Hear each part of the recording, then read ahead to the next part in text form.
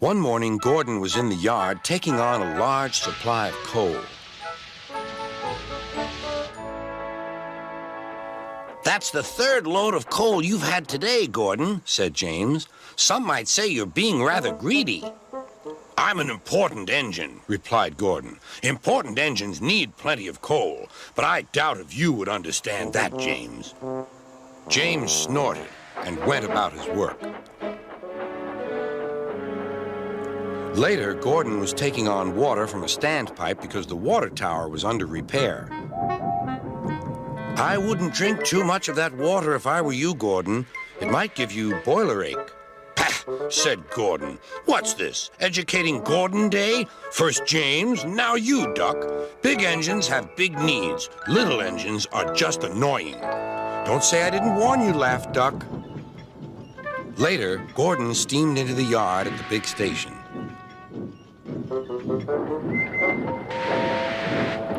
That's what I need, exclaimed Gordon. There, emerging out of the sheds, were two shiny tenders.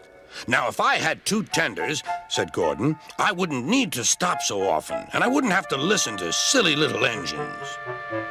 Those tenders belong to a visitor, replied his driver. Diesel sidled up alongside. Everyone knows that tenders are a mark of distinction, but I'm afraid that no amount of tenders will save you in the end. We Diesels are taking over, and we don't need tenders to make us important, not even one. Gordon was most upset. He was feeling just the same next day. I'm not happy. I know, said Duck. It's boiler ache. It's not boiler ache, protested Gordon. It's... Of course it is, interrupted Henry. That water's bad. Have a good washout. Then you'll feel a different engine. Your boiler must be full of sludge. Don't be vulgar, huffed Gordon. He backed down onto his train, hissing mournfully. Cheer up, Gordon, said Sir Topham Hatt. I can't, sir. Is it true what Diesel says, sir? What does he say? That Diesels are taking over. Don't worry, Gordon. That will never happen on my railway.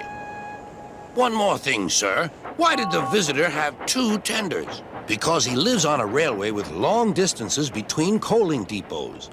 Gordon felt better.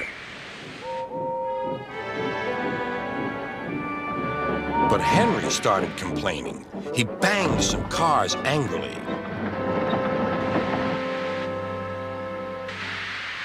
I always work hard enough for two, he puffed. I deserve another tender. Duck whispered something to Donald. He was going to play a trick on Henry. Henry, he asked, would you like my tenders? Yours? What have you got to do with tenders? All right, said Duck. The deal's off. Would you like them, Donald?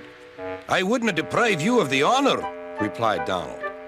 It is a great honor, continued Duck thoughtfully, but I'm only a tank engine. Perhaps James might. I'm sorry I was rude, said Henry hastily. How many tenders have you, and when could I have them? I have 6, and you can have them this evening. 6 lovely tenders, chortled Henry. What a splendid sight I'll be. Henry was excited all day. Do you think it will be all right? He asked for the umpteenth time. Of course, said Duck. They're all ready now. The other engines waited where they could each get a good view.